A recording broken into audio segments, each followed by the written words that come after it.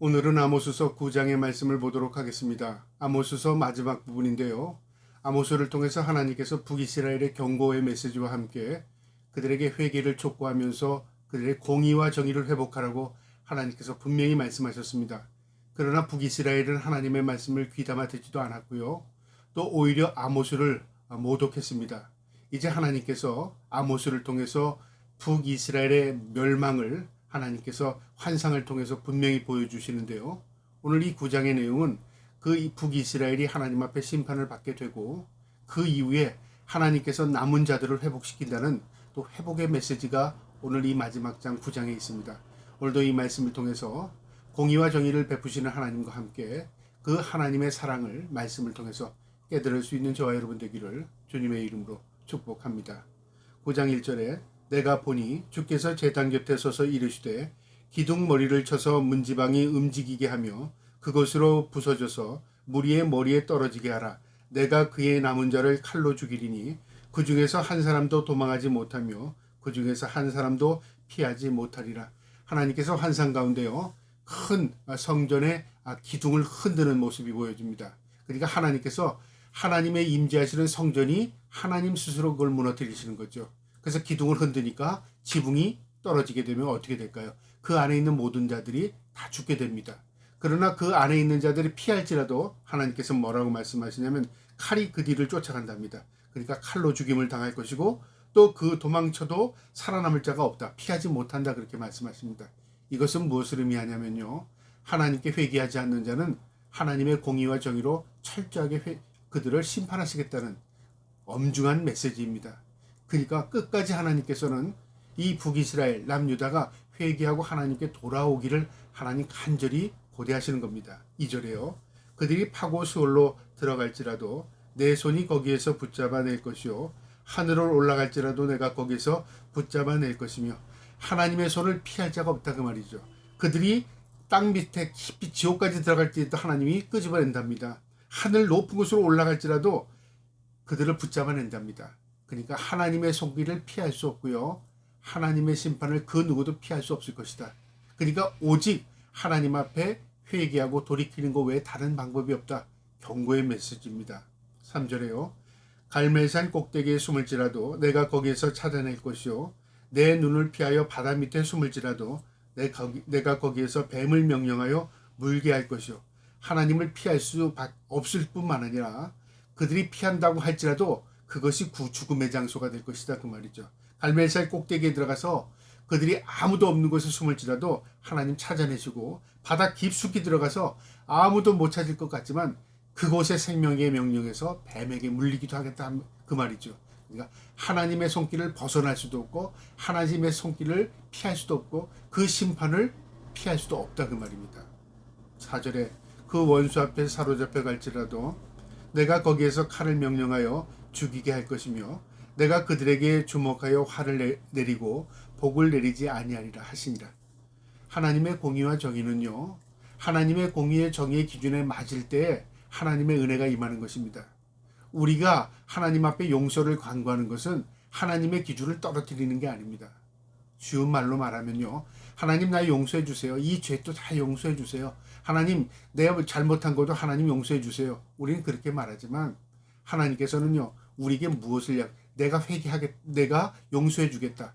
그러면 그 너의 죄가에 대한 것들을 네가 회개하라. 자각하라 그 말이죠. 그리고 돌이키라. 그리고 다시는 그 죄를 짓지 말라. 여기서부터 하나님의 은혜와 긍휼이 시작하는 겁니다. 그런데 우리는요. 죄는 답습하면서 하나님 용서해 주세요. 그렇게 말한다면 하나님 우습게 여기는 게 아니겠습니까? 지금 이스라엘 민족들이 하나님의 공의와 정의를 실천하지 못하고 살지 못하면서 하나님의 은혜와 긍휼을 구한다는 것은 하나님의 공의와 정의를 희석시키는 것입니다. 하나님은 공의와 정의 하나님이십니다. 그들이 복받을 짓을 하지 못해서 하나님이 그들에게 복을 주시지 않는답니다. 여러분 우리도 마찬가지입니다. 우리가 복받을 짓을 해야 하는 것입니다. 그 복받을 짓은 뭘까요? 하나님 말씀 안에서 사는 겁니다. 하나님의 공의와 정의 안에서 살아가는 것입니다. 믿음으로 살아갈 때 하나님께서 우리에게 은혜와 긍휼을 베푸십니다. 그러나 우리가 믿음을 저버리고 살면요. 결국 공의와 정의를 벗어나기 때문에 하나님의 은혜를 입을 수도 없거니와 결국 그것이 우리에게는 화가 될 수밖에 없는 것입니다. 그것을 성경은 우리에게 가르쳐 줍니다. 5절에요. 주 만군의 여호와는 땅을 만져 녹게 하사 거기 거주하는 자가 애통하게 하시며 그 온 땅이 강에 넘침같이 솟아오르며 애굽 강같이 낮아지게 하시며 하나님께서 세상을 주관하실 뿐만 아니라 어떤 곳은 물로 심판하시기도 하고 어떤 곳은 땅을 낮춰서 매몰되기도 합니다. 그러니까 하나님의 주권 섭리로 세상은 움직이게 된다 그 말이죠. 우리가 어떻게든 우리가 그것을 거슬릴 수도 없거니와 우리가 하나님의 어떤 것을 피할 수도 없다 그 말입니다. 6절에 그의 궁전을 하늘에 세우시며 그의 궁창의 기초를 땅에 두시며 하나님이 만드시고 하나님이 세우시고 하나님이 모든 것을 운행하십니다. 바닷물을 불러 지면에 쏟으시는 이는 그 이름을 여호와시니라. 하나님께서 세상을 움직이신다 그 말이죠.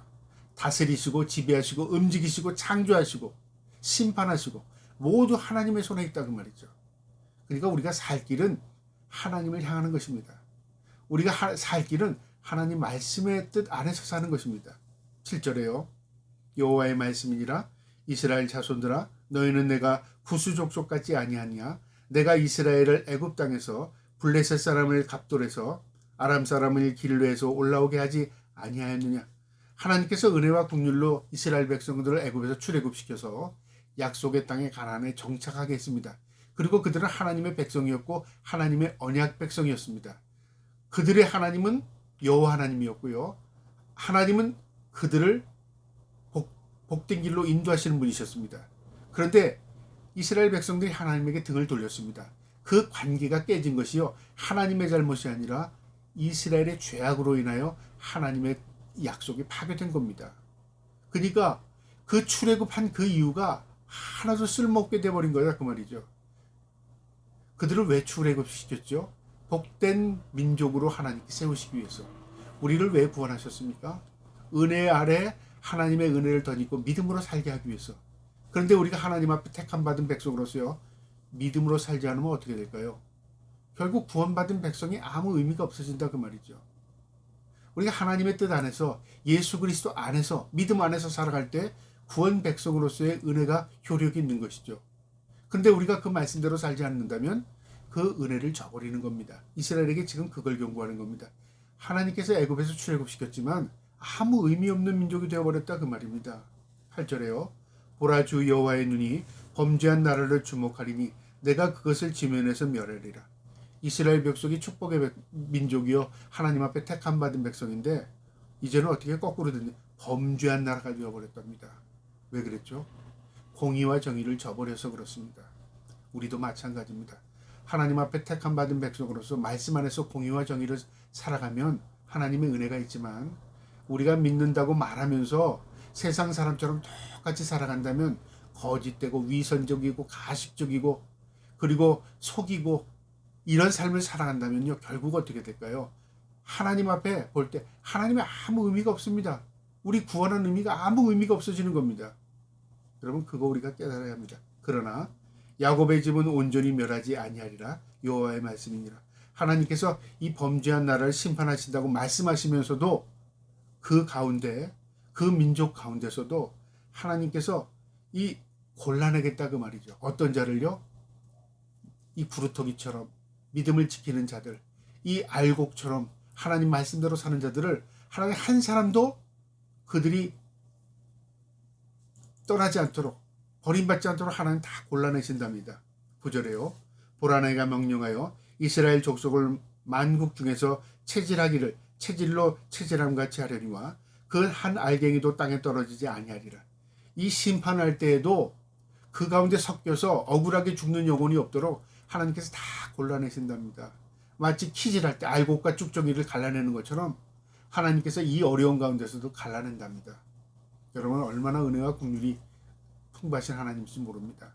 하나님은 심판하실 때 심판 가운데서도 알곡을 골라내십니다. 10절에요. 내 백성 중에서 말하기를 화가 우리에게 미치지 아니하며 이르지 아니하리라 하는 모든 죄인은 칼에 죽으리라. 우리는 택함받은 백성이니까 화가 미치지 않아. 우리는 하나님이 택함받은 백성이니까 우리는 구원해 주실 거야. 그거는 자기 생각입니다. 여기 화가 우리에게 미치지 아니하며 이건 이스라엘 백성들의 생각입니다. 이르지 아니하리라 하는 모든 죄인은 칼에 죽으리라. 자신들은 그렇게 생각할지 모르지만 하나님 보시기에는 죄인입니다. 하나님 보시기에는 범죄자들입니다. 하나님 보시기에는 공의와 정의로 살지 못했습니다. 실천하지 않았습니다. 심판당하는 겁니다. 우리가 때로는요, 나 교회 다니기 때문에 나 구원받아. 교회 다니고 예수 믿으면 구원받습니다. 그러나 하나님의 공의와 하나님의 정의에 기준에 맞지 않으면 교회를 다녀도 아무 의미가 없는 겁니다. 왜 그럴까요? 장소적인 의미로 우리가 구원받는 게 아닙니다. 내가 교회 매주 나갑니다. 좋은 겁니다. 그런데 중요한 것은요, 교회에 나가는 사람의 모습이 어떤가, 그게 중요한 거라고 말이죠. 그가 변하고 있는가, 말씀대로 사는가, 그가 온전한 하나님의 기쁨이 되는가, 하나님 뜻 안에서 사는가, 그게 중요하다 그 말이죠. 11절에 그날에 내가 다윗의 무너진 장막을 일으키고 그것들을 틈을 막으며 그 허물진 것을 일으켜서 옛적과 같이 세우고, 하나님이 심판을 철저하시지만 그 가운데서 하나님의 공의의 정의에 합당한 자를 하나님께서 알고 그걸 골라내시고, 그 다음에 마지막에 심판 이후에 어떻게 하시냐면 하나님이 다시 긍휼을 베풀어서 회복하신답니다. 그러니까 하나님의 말씀에는 항상 심판과 회복이 반복되어 있습니다. 심판이 끝이 아닙니다. 심판과 그 이후에 회복이 있습니다. 이 땅도 하나님께서 마지막 때 예수 그리스도를 통해서 심판하십니다. 끝이 아닙니다. 그리고 천국이 우리에게 도래합니다. 그리고 영원한 나라로 우리를 입성시키시고 회복시키십니다. 이 하나님의 메시지입니다. 약속입니다. 12절에요. 그들이 에돔의 남은 자와 내 이름으로 일컫는 만국을 기업으로 얻게 하리라. 이 일을 행하시는 여호와의 말씀이니라. 하나님께서 만국 백성으로 회복시킨답니다. 13절에요. 여호와의 말씀이니라. 보라, 날이 이를지라. 그때 파종하는 자가 곡식 추수하는 자의 뒤를 이으며 포도를 밟는 자가 씨 뿌리는 자의 뒤를 이으며 산들은 단 포도주를 흘리며 작은 산들은 녹으리라. 이제는 심은 대로 거두는 역사가 일어났고요. 추수하고 그 뒤에 씨를 뿌리고 또 거두고 씨를 뿌리고 또 거둡니다. 모든 것이 생명이 소생하는 겁니다. 하나님이 완전하게 회복시켜 주실 것이다 그 말이죠. 언제요? 하나님의 심판 이후에. 그러니까 북이스라엘이 심판을 당하지만 그들이 죄를 위하여 돌이키지 않지만 하나님 그것으로 끝내지 않고요. 남은 자들을 하나님께서 골라내셔서 구원시키고 마지막 때는 그들에게 영원한 나라를 회복시킨답니다. 이게 성경의 메시지입니다. 14절에요.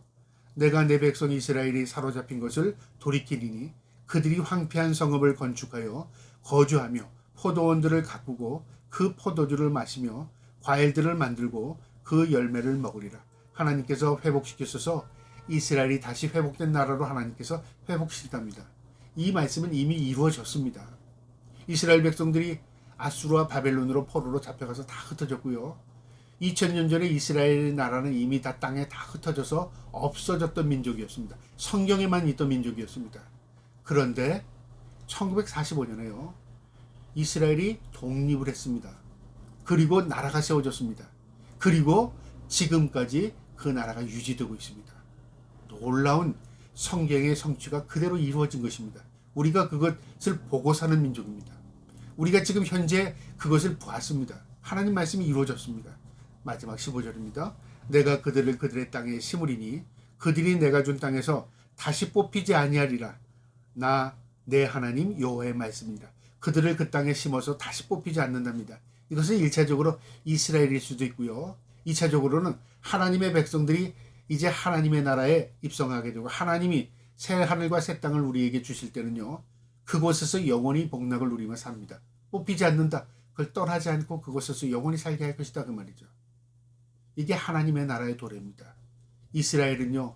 그들이 신약을 믿지 않고 구약의 그 메시아를 지금도 기다리고 있지만 그러나 언젠가는 그들이 회개하고 하나님 앞에 돌아올 줄 믿습니다. 그때가 되면요. 바로 마지막의 징조입니다. 여러분 말씀은 1.1에 또 땅에 떨어짐 없이 그대로 응했고요. 또 이루어지고 있고 이루어질 것입니다. 저와 여러분이 마음속에 항상 이 말씀을 마음에 두고 사실 수 있기를 주님의 이름으로 축복합니다. 아멘.